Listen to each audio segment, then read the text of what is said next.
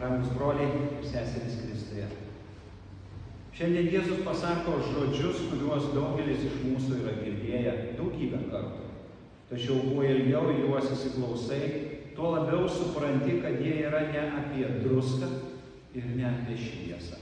Jie yra apie Kristų ir apie tai, ką Jis daro su mumis. Pirmieji Jėzaus žodžiai skamba labai netikėtai. Jūs esate žemės druska. Atkreipkite dėmesį, Jėzus nesako, tapkite druska. Jis nesako, pasistengkite būti kaip druska. Jis nesako, jeigu pakankamai tikėsite, vieną dieną tapsite druska. Jis tiesiog sako, jūs esate. Tai nėra įsakymas, tai dovana. Šiuos žodžius Jėzus tarė netobuliems žmonėms. Prieš jį stovi žvejai, muitininkas, paprasti Galilėjos žmonės. Jie dar daug ko nesupranta. Jie dar klys. Jie paliks Jėzų Getsemanėje. Petras net 3 kartus jo išsigins. Ir vis dėlto Jėzus į juos žiūri ir sako, jūs esate žemės druska. Kodėl? Ne todėl, kad jie būtų ypatingi, bet todėl, kad jie priklauso jam. Štai nuo ko prasideda geroji naujiena. Mes dažnai galvojame priešingai. Manome, kad pirmiausia turime pasikeisti, tapti geresni, daugiau melstis, daugiau tarnauti ir tik tada Dievas mus priims. Tačiau Kristus viską apverčia. Pirmiausia, Jis priima, pirmiausia, pavadina savaisiais, tik paskui keičia mūsų gyvenimą. Taip veikia Evangelija. Tačiau vos ištarę šiuos žodžius Jėzus užduoda labai keistą klausimą. Jei druska netektų surumo, kuogi ją reikėtų pasūdyti? Iš pirmo žvilgsnio atrodo, kad tai tiesiog palyginimas. Bet pagalvokime, ar galime pasūdyti druską? Ne. Jeigu druska prarado savo savybę, ji pati jos nebesusigrąžins. Už tai čia slypi visa šio teksto gelmė. Kas suteikia druskai surumą? Ne ji pati. Ir štai klausimas mums, kas suteikia krikščioniui jo tikėjimui. Ar mūsų pastangos, ar mūsų geri darbai, ar mūsų charakteris, ar ilgi metai bažnyčioje. Kartais mes taip gyvename. Atrodo, kad tikėjimas priklauso tik nuo mūsų.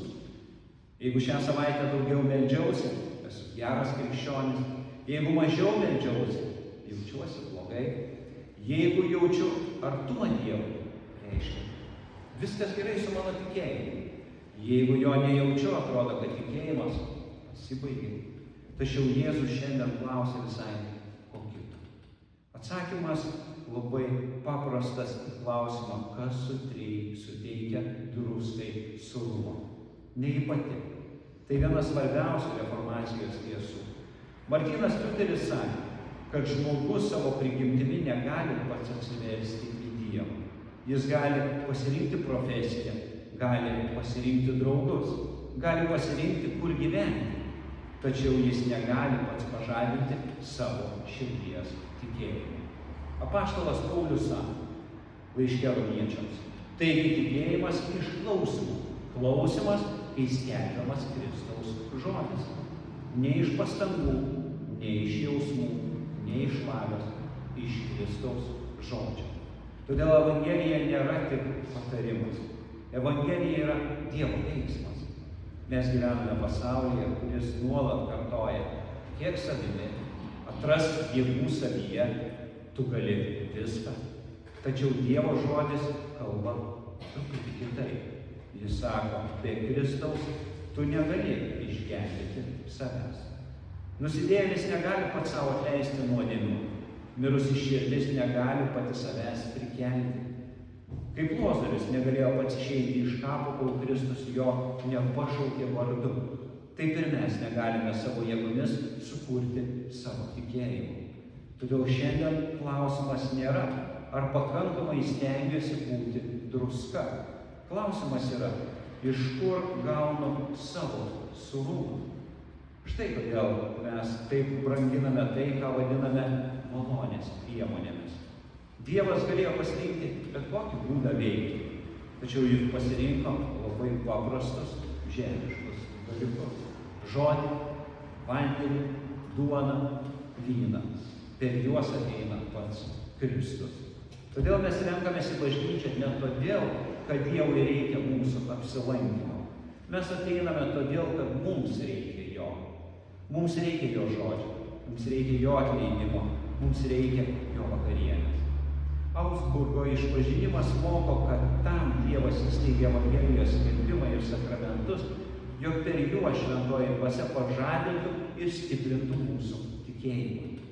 Vadinasi, tikėjimas nėra augalas, kuris auga pats savaime. Jį maitina Kristus. Kaip medis negali gyventi be vandens, kaip krikščionis negali gyventi be Evangelijos. Kartais žmonės sako, aš tikiu savai, man bažnyčios nereikia. Dievą galiu garbinti ir miške. Žinoma, Dievą galime šlovinti visur. Tačiau klausimas lieka tas pats, kur Kristus pažadėjo tave pamaitinti. Ne mūsų jausmuose, ne mūsų mintyse, bet ten, kur skamba jo žodis, kur dalijami sakramentai. Ten jis pats ateina pas mus, ten jis grąžina druskai jos surumą. Toliau Jėzus sako, jūs esate pasaulio šviesa. Ir vėl, netapkite, bet esate. Kodėl?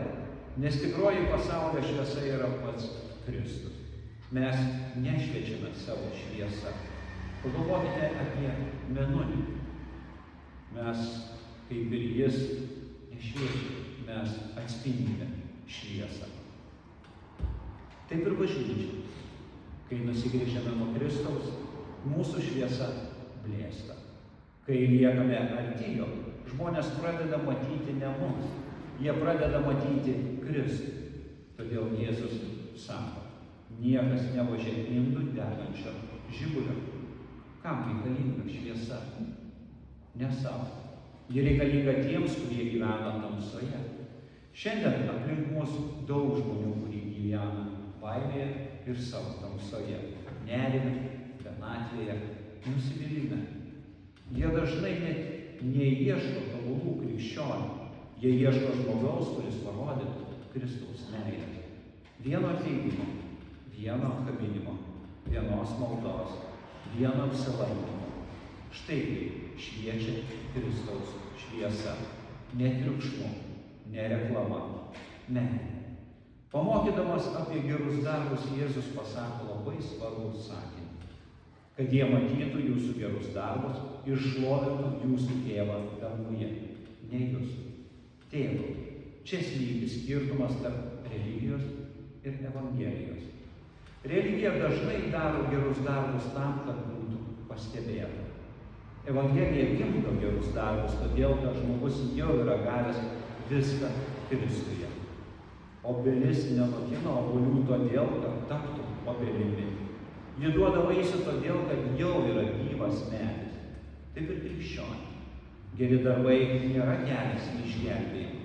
Jie yra išgelbėjimo žmogaus vaisius. Todėl šiandien galbūt kažkas iš mūsų galvoja. Mano tikėjimas silpnas. Nebemoku melstis. Esu pavargęs. Nejaučiu Dievo artumo. Jeigu taip yra, Evangelija tau nesako, pasistenk labiau. Jis sako, sugrįžk pas Kristų.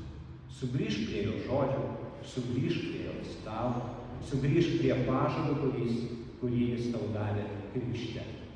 Nes druska pati savęs nepasūdo. Kristus tai daro. Ir štai didžiausia šios dienos paguoda. Jėzus nepaliko mūsų vienų stengtis būti druska ir šviesa. Jis pats pasilieka su savo bažnyčia. Kiekvieną kartą, kai girdime Evangeliją, jis kalba mums. Kiekvieną kartą, kai priimame šventąją vakarienę, jis maitina mus. Kiekvieną kartą, kai prisimename savo krikštą, jis primena, tu esi mano. Todėl didžiausias klausimas nėra, ar aš pakankamai geras krikščionis. Didžiausias klausimas yra, ar aš pasilieku ten, kur Kristus pažadėjo mane maitinti. Nes ten, kur yra Kristus, ten yra gyvybė. Ten druska nepraranda sūrumo, ten šviesa neužgęsta. Ir tada mums nebereikia stengtis atrodyti tikinčiais žmonėmis. Kristaus meilė pati tampa matoma mūsų gyvenime. Žmonės mato mūsų darbus, bet šlovina ne mus. Jie šlovina Tėvą danguje. Todėl, brangieji, išeikime šiandien ne su mintimi, kad nuo rytojaus turime dar labiau pasistengti būti geri krikščionys, geri žmonės. Išeikime su džiaugsmu, kad Kristus ir šiandien padarė tai, ko mes patys negalime. Jis mus surado, jis mus pakvietė, jis mums kalbėjo, jis mus pamaitino savo evangeliją. Jis vėl suteikė druskai jos sūrumą. Ir kol pasiliekame prie jo žodžio ir jo sakramentų, tol jo šviesa niekada neužges mūsų gyvenimą. Jam vienam tebūna garbė dabar ir per amžių.